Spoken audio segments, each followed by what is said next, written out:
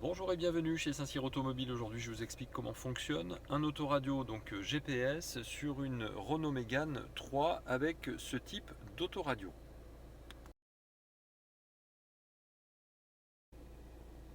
Pour bien comprendre le fonctionnement, vous avez donc un pad ici, vous avez un autoradio donc ici et vous avez votre écran donc un petit peu plus haut.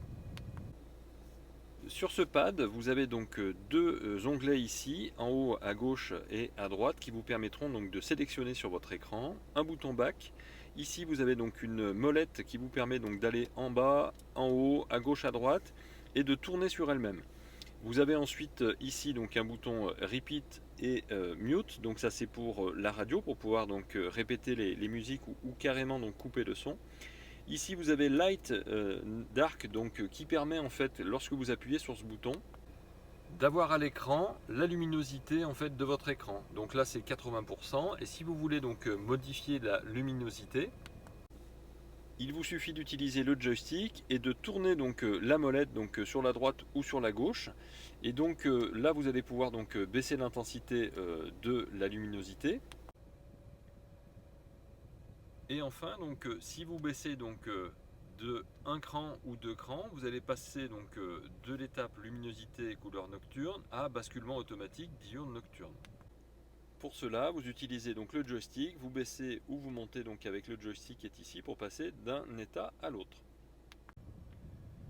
Le basculement automatique, donc ici donc mode diurne nocturne, fait que si jamais vos feux sont allumés, à ce moment-là, la luminosité donc passe en couleur nocturne et la luminosité passera en couleur diurne si jamais vos feux sont éteints.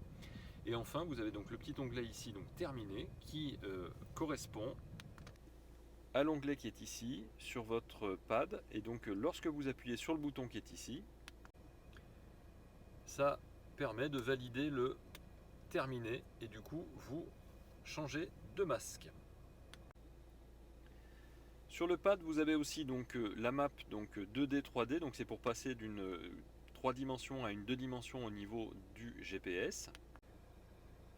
Et vous voyez donc ici à l'écran donc le 2 dimensions et ensuite le 3 dimensions. Le bouton inforoute qui est ici, lorsque vous appuyez dessus, vous voyez apparaître sur votre carte donc chercher ou option.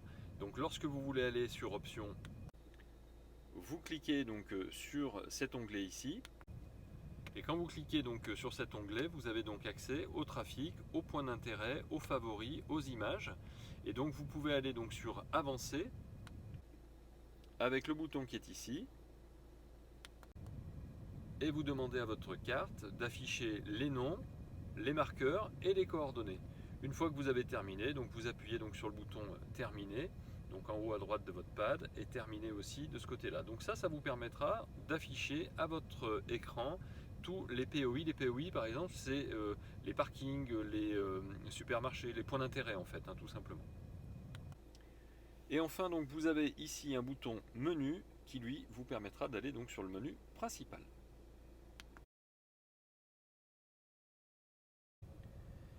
Maintenant que vous avez compris le fonctionnement du pad, vous avez donc sur le menu principal, aller vers, recherche alternative, le trafic, les préférences, le service live, donc ça c'est un service qui vous est proposé par Renault et qui est payant, les alertes de sécurité routière. Si je continue donc à aller vers la droite grâce à ma roulette,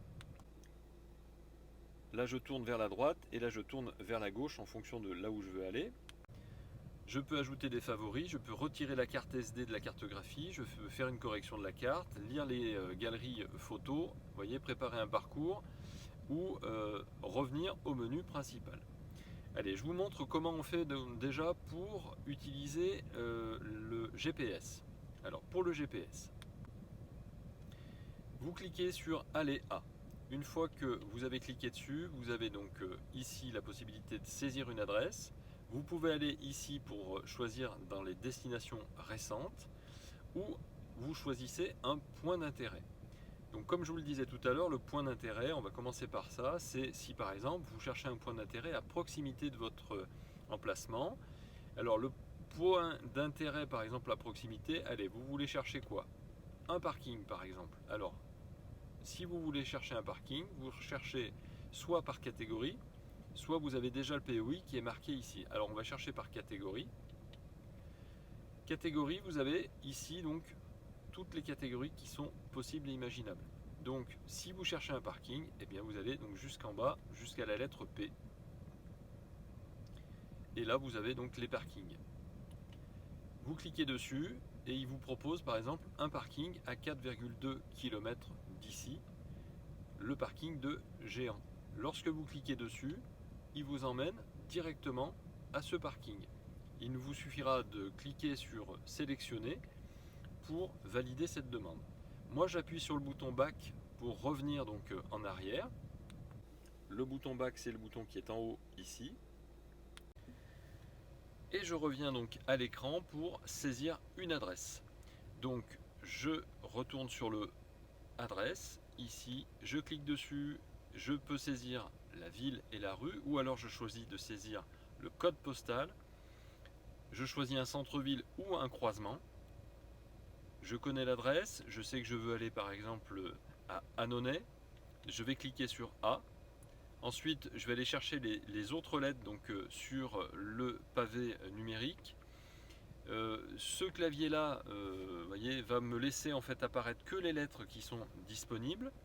Donc je clique sur N, je reclique sur N.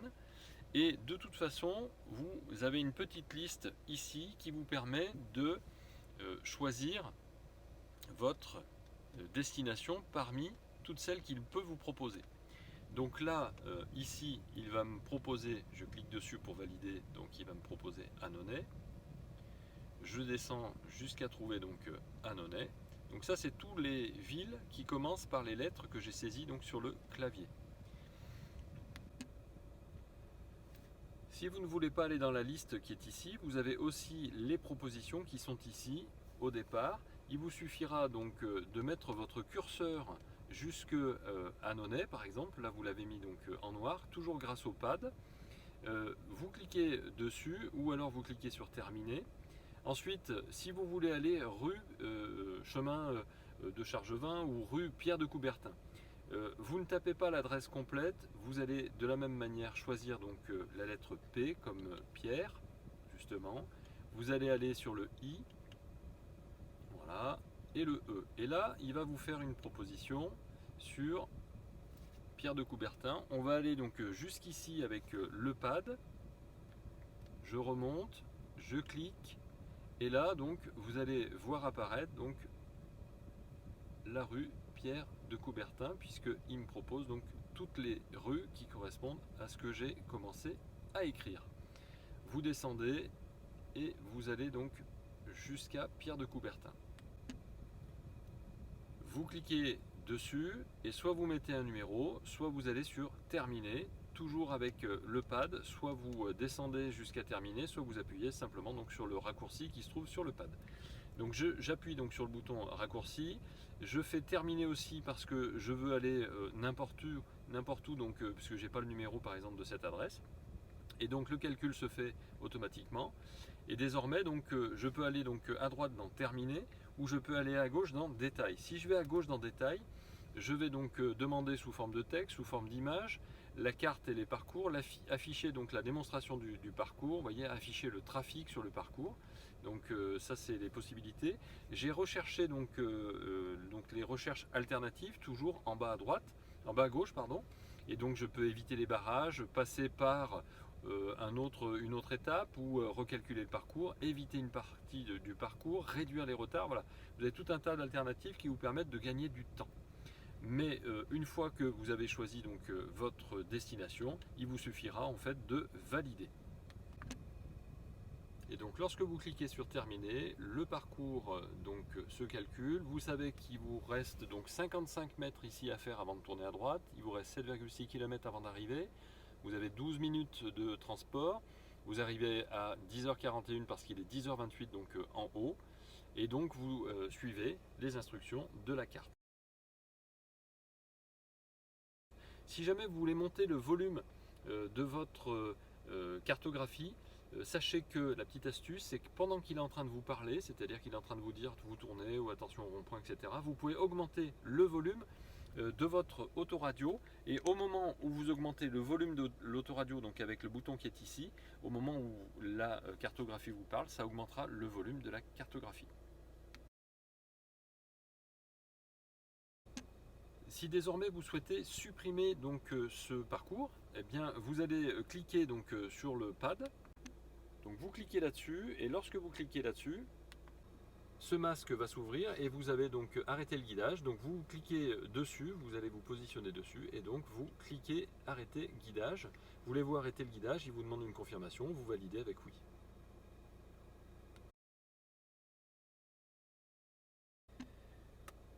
Lorsque vous cliquez sur modifier les préférences, donc le logo qui est ici, vous allez pouvoir donc modifier les couleurs donc diurnes et nocturnes en faisant donc ceci. Si vous voulez retourner donc modifier à nouveau les préférences, vous retournez sur modifier les préférences, et là vous vous mettez en couleur diurne comme on était tout à l'heure. Vous rappuyez sur le bouton menu et vous allez à nouveau sur modifier les préférences, et là vous allez donc afficher donc les pays sur carte, et là vous allez choisir ce que vous voulez afficher comme point d'intérêt sur votre cartographie. Est-ce que vous voulez afficher toutes les aires de repos, les ambassades, les boutiques, etc. Et une fois que vous avez fini de cocher, vous appuyez sur terminer, et votre point d'information que vous avez coché va s'afficher donc sur votre écran. Vous avez donc à nouveau sur menu donc modifier les préférences, la possibilité de désactiver donc les sons, ou de changer la voix. Donc vous pouvez activer la voix si vous le souhaitez, ou vous pouvez changer la voix. Lorsque vous changez la voix, vous demandez donc d'avoir une voix qui soit soit française, soit étrangère, et à ce moment-là, vous demandez effectivement que ce soit Catherine, Jacques ou Thomas par exemple. Et donc en bas à gauche, vous pouvez donc tester cette voix, et sinon vous pouvez donc la sélectionner en bas à droite. Donc ça c'est pour la préférence. Vous pouvez donc activer ou désactiver donc la voix comme on a dit tout à l'heure. Donc je vous rappelle que vous pouvez de toute façon monter le son à n'importe quel moment. Ensuite vous avez donc changé de domicile. Si jamais vous avez donc créé un domicile, vous allez pouvoir donc ici créer donc un favori. Alors pour créer un favori, il faut aller donc dans ici gérer les favoris. Vous cliquez dedans si jamais vous avez déjà mis un favori. Si vous n'avez pas mis de favori, il faudra mettre un favori. Et sur l'onglet qui est ici, vous pouvez modifier l'icône de la voiture, c'est-à-dire que si vous cliquez dessus, vous allez pouvoir choisir effectivement parmi toutes les voitures que vous avez donc sur cet écran. Si vous voulez paramétrer la cartographie donc en deux dimensions, vous allez pouvoir donc le faire ici avec une cartographie qui est orientée donc dans la direction du trajet, ou sinon avec le nord toujours au nord, ce que je vous ne conseille pas. Changer de langue, c'est ici. Vous avez aussi, j'ai fait marche arrière, donc je continue, modifier les couleurs de la carte, les préférences de luminosité, donc ça c'est ce qu'on a vu tout à l'heure dans le préambule. Je fais marche arrière, vous avez donc la barre d'état, donc là vous allez choisir effectivement ce que vous voulez faire apparaître sur le côté droit de votre cartographie, donc l'heure d'arrivée, la distance récente, les directions, afficher les indications donc, de guidage sur la voie par exemple. Le zoom automatique, ça c'est intéressant, c'est bien de le mettre en place, parce que ça veut dire que dès que vous arrivez à un rond-point, le zoom se met en route automatiquement, donc ça grossit la carte automatiquement dès que vous arrivez à un croisement ou à un rond-point. Vous avez donc préférence de nom des rues, donc vous pouvez afficher le numéro et le nom des rues si vous le souhaitez, et afficher donc le nom aussi de la rue qui va arriver. Définir les unités donc, de mesure. Les unités de mesure, c'est tout simplement si jamais vous changez de pays, que vous allez en Angleterre, vous allez pouvoir donc mettre en miles ou en kilomètres. Préférence de planification, là vous allez dessus, et donc vous allez, alors je mets non parce qu'on connaît le principe, me demander donc toujours lors de la planification, toujours planifier donc les éco-parcours, toujours planifier le plus court, toujours éviter les autoroutes. Donc c'est là où vous choisissez effectivement les options de votre planification.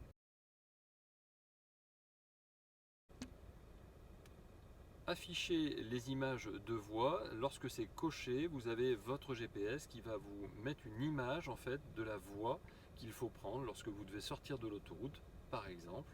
Ça permet effectivement d'avoir une image plutôt que d'avoir simplement une flèche pour vous dire de sortir. Et sur l'image, vous avez les panneaux qui sont recréés, les panneaux donc de direction que vous retrouvez sur l'autoroute, ils sont recréés ici sur votre écran. Donc ça, c'est intéressant. Préférence de démarrage, donc là c'est si vous voulez reprendre au dernier point, demander une destination ou afficher simplement le menu principal. Donc ça c'est un choix, afficher la boussole. Régler l'heure, donc c'est ici, donc vous cliquez dessus et donc vous allez pouvoir donc régler l'heure, donc avec un mode d'affichage. Vous cliquez sur suivant, vous réglez l'heure et vous faites terminer. Masquer les conseils si vous souhaitez masquer effectivement les conseils parce que vous connaissez maintenant comment fonctionne l'écran, et réinitialiser les valeurs par défaut si vous voulez tout réinitialiser. Ça c'est pour modifier les préférences.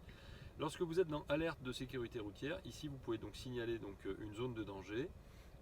Vous pouvez donc paramétrer les alertes. Lorsque vous cliquez dessus, vous lui demandez de vous avertir au moins 12 secondes avant donc une alerte, et vous choisissez ici donc le son qui va vous être fourni pour le paramétrage d'alerte.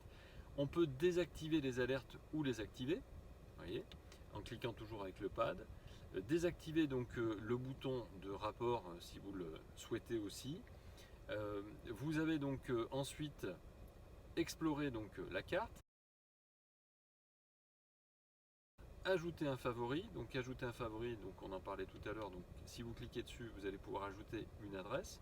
Alors si vous avez déjà saisi une adresse, vous allez dans destination récente et vous choisissez donc l'adresse que vous avez choisie précédemment, voilà, par exemple rue Pierre de Coubertin, et vous l'utilisez en favori.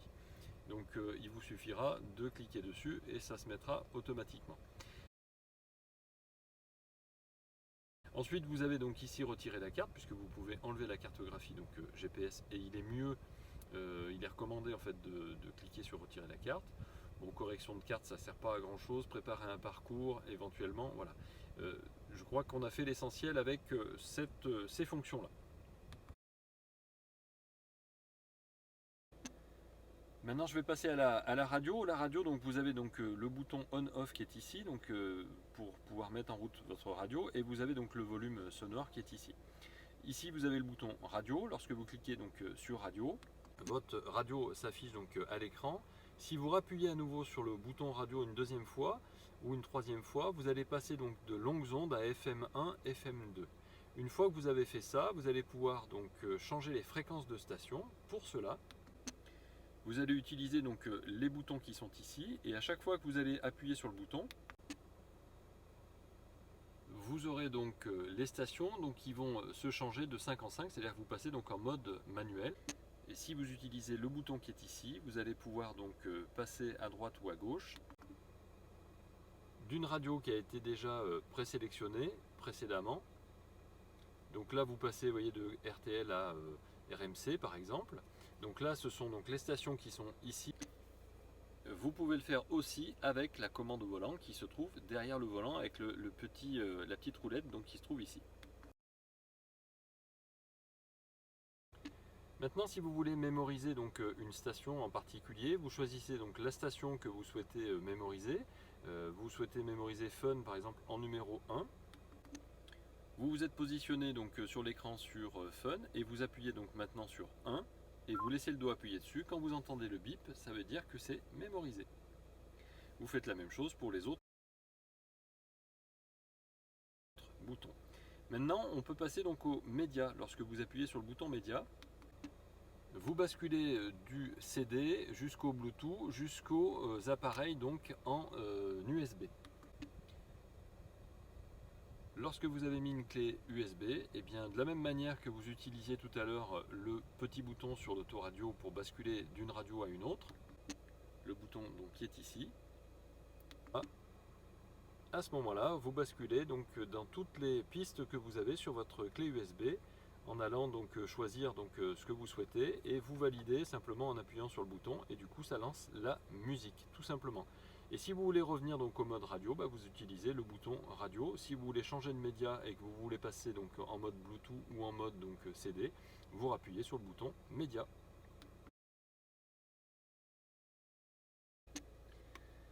Si vous voulez régler les basses, les aigus, en tout cas tout ce qui est audio, vous allez sur le bouton Setup. Vous allez donc monter jusqu'au réglage audio, vous validez audio et là vous avez donc fonction radio.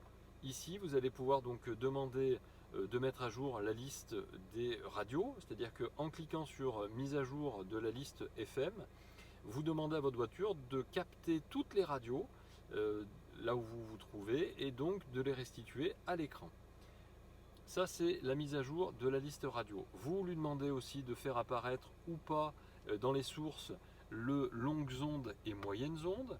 Le RDS, donc c'est la recherche des stations et donc le suivi en fait des stations. Vous partez d'ici avec Chérie FM et vous montez à Paris, eh bien Chérie FM n'aura pas la même fréquence, mais il y aura une recherche pour que vous ayez toujours Chérie FM à l'écran. Vous pouvez demander donc d'avoir le trafic autoroutier, donc le e-trafic qui va apparaître donc ici. C'est un système qui permettra de couper la radio ou de couper le CD ou la musique en Bluetooth pour vous donner les informations du trafic autoroutier. Donc c'est le 107.7 en fait, tout simplement. Vous pouvez donc faire marche arrière avec le bouton qui est ici et vous revenez donc sur la fonction radio ou alors donc balance fader, donc pour pouvoir donc jauger si jamais vous avez des enfants à l'arrière, vous voyez vous allez donc à droite ou à gauche, mais vous pouvez aussi aller donc de haut en bas en réglant donc la balance. Vous appuyez une fois sur la validation du bouton. Cette validation là, quand vous appuyez donc sur le gros bouton, ce qui vous fait basculer donc de balance à fader, et donc là donc vous allez pouvoir répartir donc devant ou derrière. Vous rappuyez donc à nouveau et vous sortez donc de cette ambiance là pour aller sur ambiance musicale. Ce sont des ambiances musicales qui ont déjà été donc préétablies. Vous choisissez celle qui vous convient le mieux. Si vous voulez du pop rock, vous vous mettez dessus et vous validez. Vous faites marche arrière avec le bouton donc marche arrière et vous pouvez demander donc d'avoir le bass boost. Donc c'est un système qui permet ce qu'on appelait le loudness dans les autres voitures, d'avoir un petit peu plus de grave dans la restitution donc des haut-parleurs. L'adaptation volume par km/h, ça c'est intéressant. Plus vous roulez vite, plus votre voiture fait du bruit, plus votre son va augmenter automatiquement si vous êtes dans cette configuration. Je vous conseille de le mettre en normal. Ça vous permet effectivement d'avoir un volume qui va augmenter automatiquement. Voilà, et après donc vous avez donc la version du logiciel pour les avertis si jamais vous voulez faire des mises à jour. Voilà, j'espère que ça vous aura été utile. Nous restons bien sûr à votre disposition.